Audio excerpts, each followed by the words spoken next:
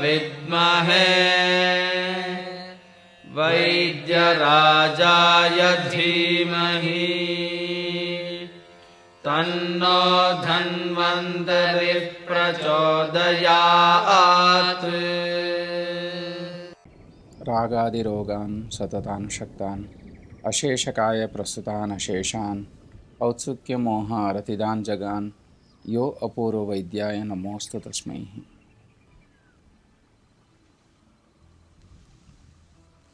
ನೀರು ಹೇಳುವಂಥದ್ದು ಆರೋಗ್ಯದ ದೃಷ್ಟಿಯಿಂದ ಅತಿ ಅವಶ್ಯಕವಾಗಿರುವಂಥದ್ದು. ನೀರಿಲ್ಲದೆ ವ್ಯಕ್ತಿ ಬದುಕಲಿಕ್ಕೆ ಸಾಧ್ಯ ಇಲ್ಲ. ನೀರಿನ ಮೌಲ್ಯ ನೀರಡಿಕೆ ಆದವನಿಗೆ ಗೊತ್ತು.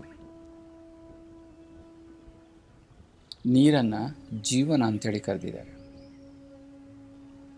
ಈ ನೀರಿನಿಂದಾಗಿಯೇ ಈ ಪ್ರಾಣಿ ಪ್ರಪಂಚ, ಮನುಷ್ಯ, ಗಿಡ ಮರಗಳು ಬದುಕಿ ಉಳಿದಿದೆ. ಇವುಗಳೆಲ್ಲದರ ಅಸ್ತಿತ್ವಕ್ಕಾಗಿ ನೀರು ಅತಿ ಅನಿವಾರ್ಯವಾಗಿದೆ. ಯಾವ ರೀತಿ ಭೂಮಂಡಲದ 3/2 ಭಾಗ ನೀರಿನಿಂದ ಆವೃತವಾಗಿದೆಯೋ ಅದೇ ರೀತಿ ಶರೀರವು ಸಹ 75% ಜಾಸ್ತಿ ನೀರಿನಿಂದ, ದ್ರವಾಂಶಗಳಿಂದ ಕೂಡಿದೆ. ಇವುಗಳ ಒಂದು ಸಮತೋಲನದ ಅವಸ್ಥೆ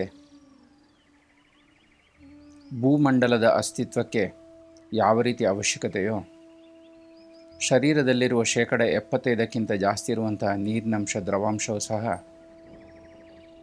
ಶರೀರದ ಅಸ್ತಿತ್ವಕ್ಕೆ, ಮನುಷ್ಯನ ಆರೋಗ್ಯಕ್ಕೆ ಅತಿ ಅವಶ್ಯಕವಾಗಿದೆ. ಶರೀರದಲ್ಲಿ ಸರ್ವ ಘಟಕಗಳ, ಸರ್ವ ಧಾತುಗಳ ಸಾರಭೂತವಾದ ಓಜಸ್ಸಿದೆ.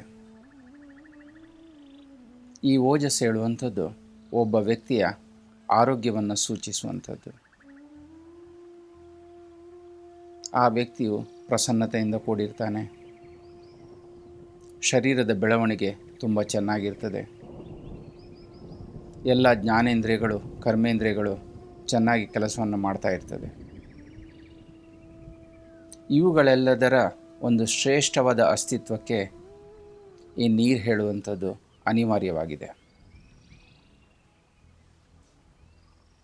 ಈ ಜಲದ ಸೇವನೆಯಿಂದ ಅಥವಾ ನೀರಿನ ಉಪಯೋಗದಿಂದಾಗಿ ಶರೀರದಲ್ಲಿರುವಂತಹ ಎಲ್ಲ ಅವಯವಗಳ, ಅಂಗಾಂಗಗಳ ಒಂದು ಪೋಷಣೆ ಉತ್ತಮ ರೀತಿಯಲ್ಲಿ ಆಗ್ತದೆ.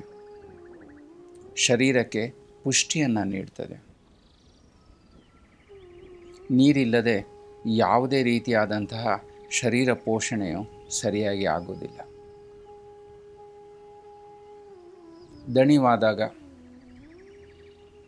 ವ್ಯಕ್ತಿಗೆ ಯಾವಾಗ ಸುಸ್ತಾಗ್ತದೆಯೋ, ಯಾವಾಗ ಅತಿಯಾಗಿ ಬಾಯಾರಿಕೆ ಆಗ್ತದೆಯೋ ಆ ಸಂದರ್ಭದಲ್ಲಿ ನೀರಿಗಿಂತ ಶ್ರೇಷ್ಠವಾದುದು ಇನ್ನೊಂದಿಲ್ಲ.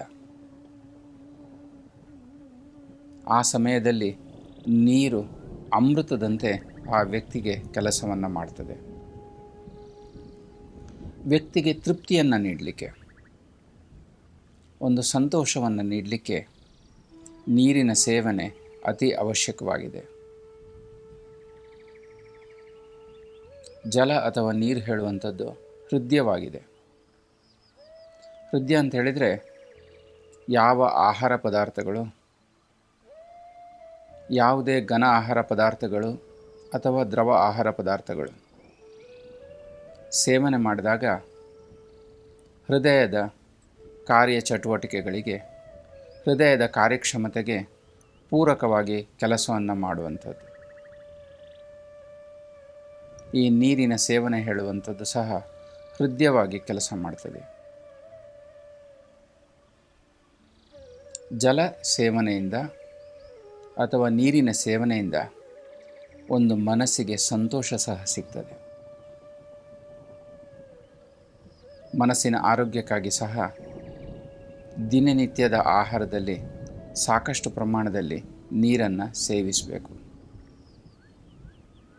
ಈ ನೀರಿನ ಸೇವನೆಯಿಂದ ಮನಸ್ಸಿಗೆ ಒಂದು ಆಹ್ಲಾದತೆ ಸಹ ಸಿಗ್ತದೆ.